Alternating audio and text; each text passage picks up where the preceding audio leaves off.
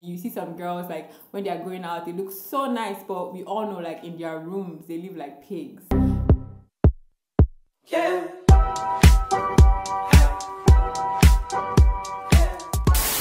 Hi everyone, and welcome to my channel. If it's the first time you're seeing this beautiful face, hi, my name is kamsinnamani. Please don't make it your last by clicking on the subscribe button and giving this video a big thumbs up if you end up enjoying it. And if it's not, hi my loves, welcome back. Okay ladies, so in today's video I'm going to be talking about 5 feminine habits classy/high value women have, adapt, learn, act out in everyday life, or at least try to do. Like I always said, this is not about perfection. We are all learning, we are all growing, and that's just the beauty of our feminine journey. For example, even me, as I'm here giving these tips, I am still learning. I am still trying to elevate myself, level up myself, and that is why I always try to put out a disclaimer saying that these type of videos are for certain types of women. I don't try to reach out to everyone. I don't try to make everyone agree with me, because not everyone is my audience. So if you are not on that level of journey, or you don't aspire to be, then yeah, you most likely get offended by some of these things, even though I really don't understand why some of you get offended. Like, just, you know, don't watch it. But yeah, if you are on your level up journey and you like to know these tips, please keep on watching and make sure you actually get to the end, because the last point might surprise you. All right ladies, so my first tip is be clean and tidy. It's funny how I just realized that I've actually never talked about this point, but it's so important as women. First of all, as human beings, it's good. Like, it's just, you should just be clean and tidy. But I just feel like as women, we really need to, you know, be conscious of this fact. Not to say that, oh, you know, you should be more tidy than a man, or that's rubbish. But just even like our biological makeup, we really need to take this seriously. Clean up your space, have your shower. I personally feel like we should have our showers at least twice a day. I know this really depends on where you are, because sometimes, I mean, the weather, you know, it's cold and you might not sweat as much, all that. But if I'm just speaking about, especially here in Nigeria, and you go out, at least have a shower at least twice a day. Have a shower at night. Please have a shower at night. It just helps you. You are building habits, because the thing is that unless you really plan to live by yourself the rest of your life, at some point you're going to be with other people, maybe a partner or a roommate at some point.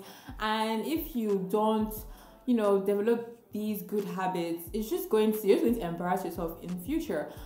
Please change your sheets. Please change your sheets. Some of you spend a lot of money on skincare. Maybe you're having issues with your skin, but you use the same pillowcase for a whole month. You don't change it. That's, you know, you might want to maybe check that option out before spending more money on skincare. It's very important. I feel you should change your sheets at least 2 weeks. Every 2 weeks. I personally change mine every 2 weeks. Some people do weekly, but for me, I shower every night. I, you know, have a good skincare routine. I don't sweat. You know, I guess if you sweat, some people do sweat when they sleep. So if you do that, that obviously attributes to your sheets getting dirtier faster. So I've just seen that personally 2 weeks is like, okay, good. And that's one of the reasons why I love using white sheets, because I can instantly see when it is dirty. That's actually one of the reasons, besides aesthetic and all that. I just like to know, I can see when it's dirty, because when your sheets are a bit colored or have patterns, it's hard for you to like really realize how dirty it is. So I move it. Like, if you come spend like a night at mine, I will most likely bully you to shower, because I just feel like you're going to use my pillowcases. Your skin, is it clean? Like, I don't want to, you know, all these things really matters. And when you develop these skills for yourself, that's the most important thing, for yourself, not trying to prep you for the man you're going to spend. Nah, let's dead that perspective. For yourself, do this for yourself. You're trying to be clean for yourself, to be a better person, for your own benefit. I just feel like it's really an amazing plus when you are a tidy and clean woman. So it's all around. Don't leave dirty clothes on the floor. I personally have some pet peeve of mine to see like dirty underwear. I just don't like it. That's one of the reasons I wash mine almost immediately, because I don't like seeing it. Dirty underwear and like tissue. I hate seeing like used tissue. I'm like, ugh, it irritates me so much. So please, it's not something I also see. This was back in uni. Some people would like soak their underwear and leave it for days. Girls, that is that is just wrong. That is dangerous as well, but that's also very disgusting. Please don't do that. And also, I remember which is back in uni, you see some girls like when they are going out, they look so nice, but we all know like in their rooms they live like pigs. I fortunately never had like a dirty roommate, but I heard stories and I saw certain things, and it's just so bad, so you just want to make sure that you're not lacking in all areas. I'm not looking for perfection like I always say, but it's good when you are conscious of certain things, not agreeing that this is how I am, I'm going to live like that. No, how would you ever level up? How would you ever elevate? No one is perfect. I am lucky because it comes to me naturally. I naturally like cleaning things, making things good. I got that from my dad, 100%, cleanest man ever. So, it's easy for me. But for example, I know when it's not easy, it's hard. For example, cooking doesn't come to me. I don't randomly just sit and be like, oh, I'm gonna cook. That's not me. So I know that if I want to, I'll have to put more effort in cooking. Same way you can do it. If cleaning doesn't come naturally to you, you just don't derive anything from it. You have to be conscious of it and make sure that this doesn't come naturally to me, so maybe my place might actually be scattered and I'm just not aware. And it just helps because when people come in and they see, especially if you're on this journey, you're trying to elevate, you're trying to be a woman of high value, and people come to your house and they're like, so it's just surface level. You don't want that. So yes, ladies, please make being clean and tidy a priority for your own benefit, first of all. All right, ladies, so another feminine habit is self-grooming.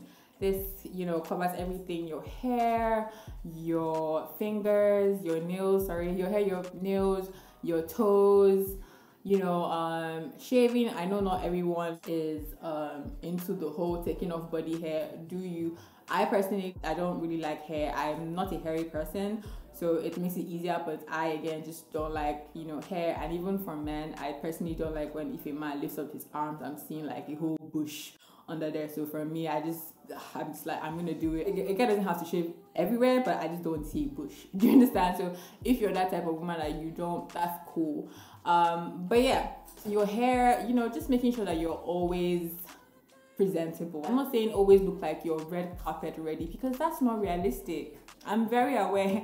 If you watch my vlogs, I literally do makeup for if I'm working or I have to go somewhere, but like 80% of the time I don't have makeup on, but I try my hardest. Even when I'm going to like my workspace or going to edit or work, I always try to look put together. So that is maybe in my clothing, make sure my clothes are ironed, make sure they are washed, make sure they're clean. My nails, you don't have to go to the nail salon and put acrylics and all that. No, just making sure that your fingernails are not dirty.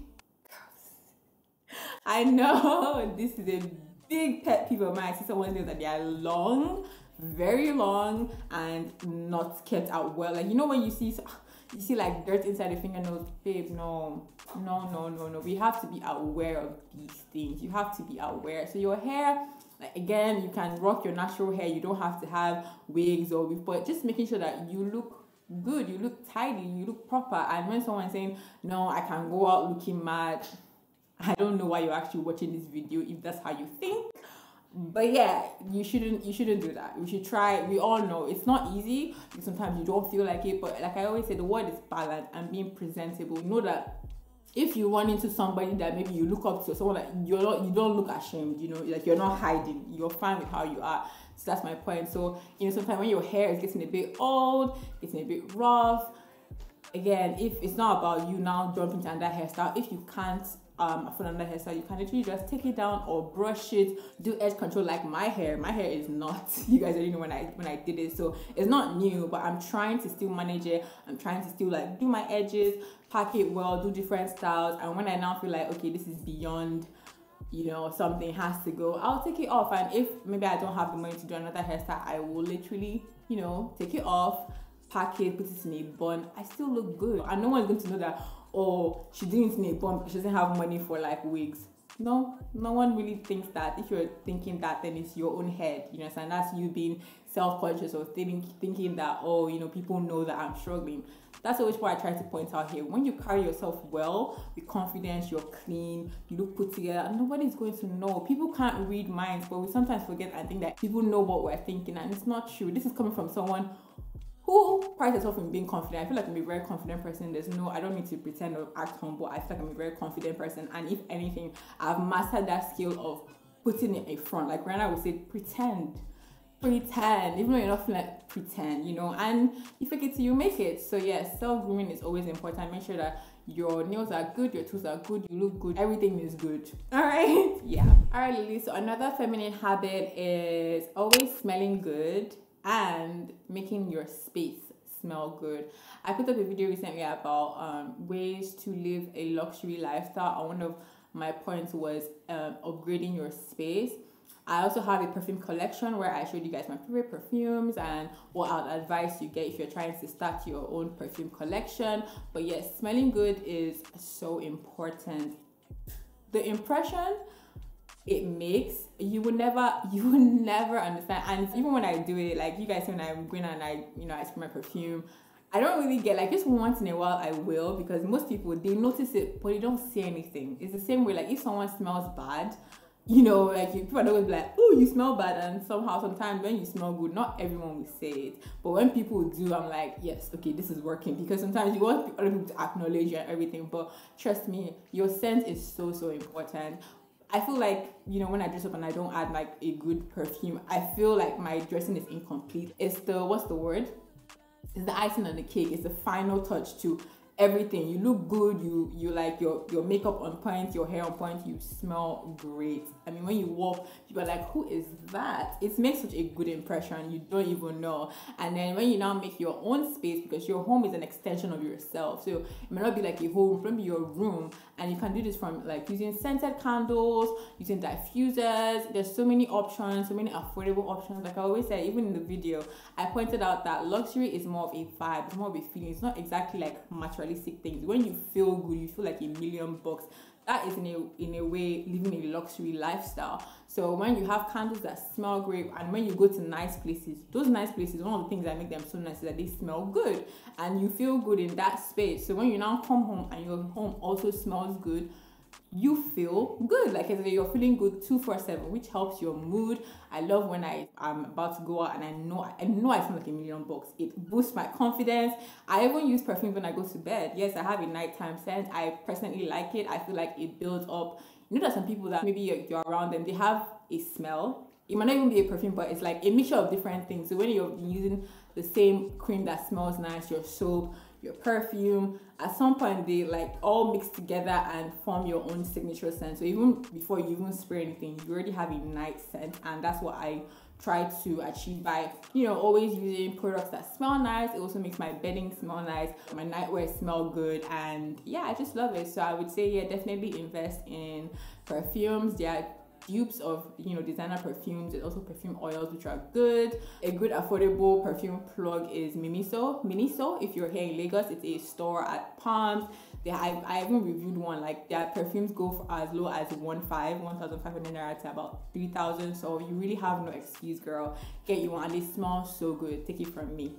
All right, ladies. So another feminine tip would be always willing to learn.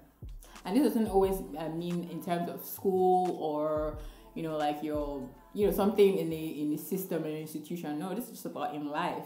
We have to get to the point where we tell ourselves that we might not always be right. Even coming from me, I might not always be right. I honestly don't hate criticism. I like having conversations with people, but it's more of the approach. I like intelligent conversations.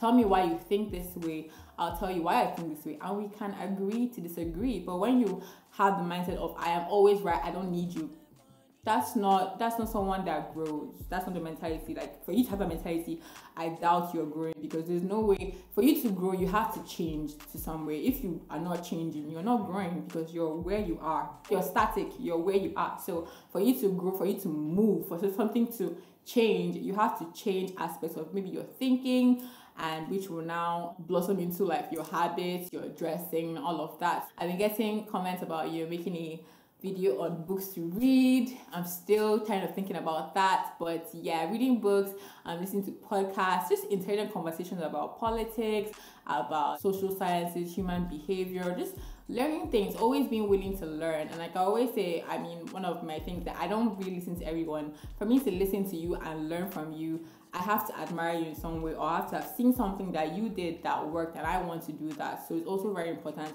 Be wise about who you listen to. It's not everyone that talks that you have to really take seriously. If anything, from me, I try to listen to everyone, but I'm very like aware of what to take and not take. And also I do base it off your life. If you're giving me such great advice, why isn't your life looking any different? That's one thing you should check. When people are like, oh, I'm always right, how is their life? If their life is good or you like what you're saying, by all means, you know, take some, leave some. But if there's nothing, they always talk, but nothing is, there's no fruits, and you're not seeing any fruits in their life.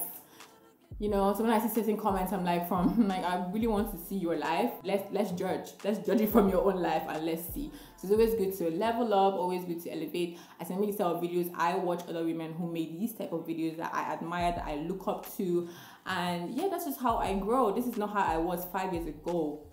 Okay, I wasn't always like this. I've definitely made the mistakes I speak about in videos. Like, I'm not trying to attack anyone.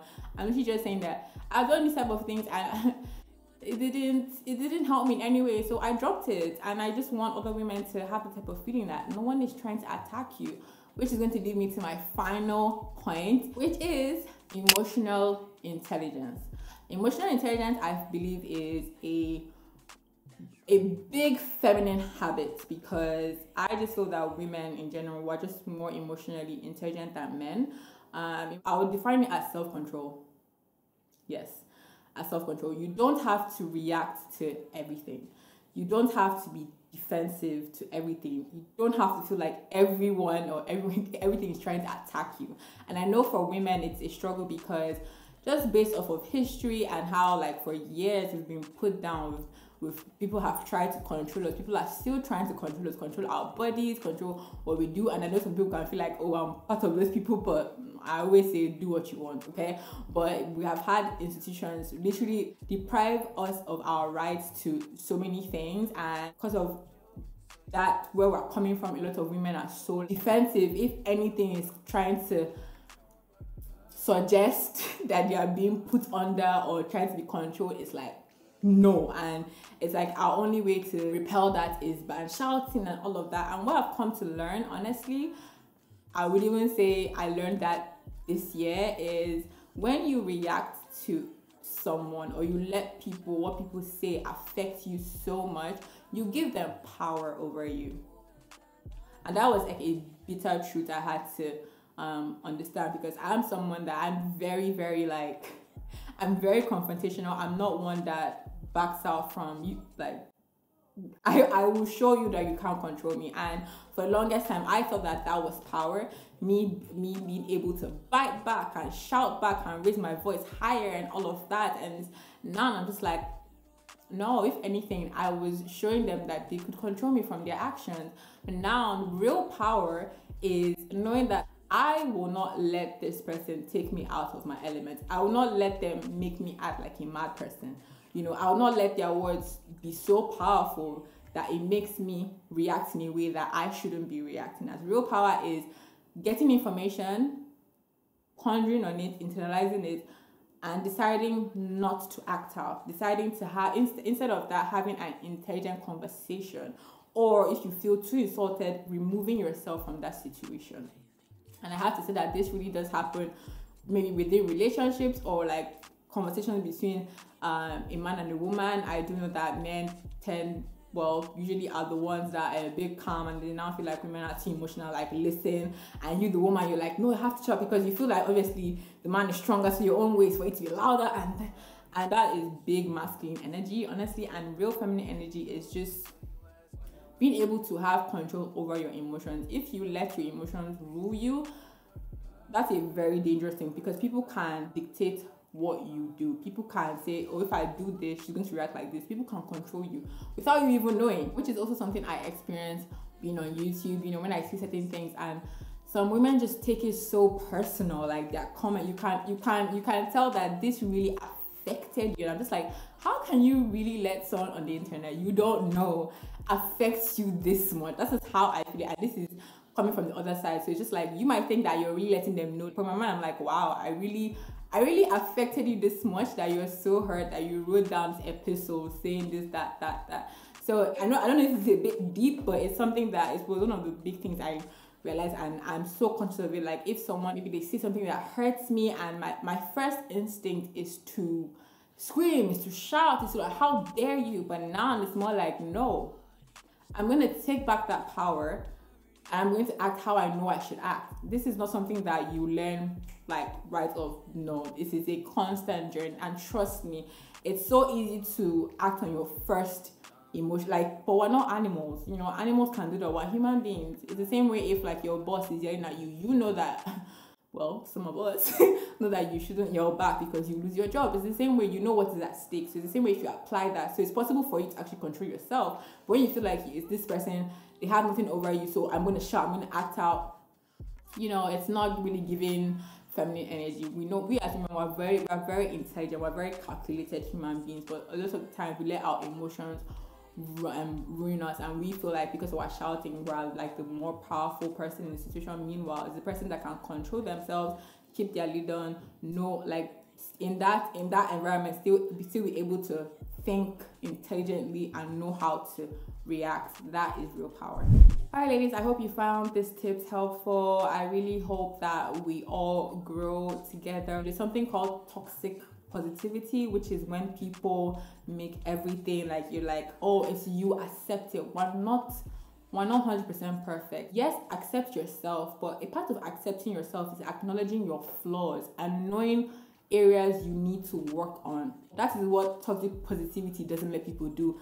Toxic positivity lets people think that how you are is fine, don't change anything, which is wrong.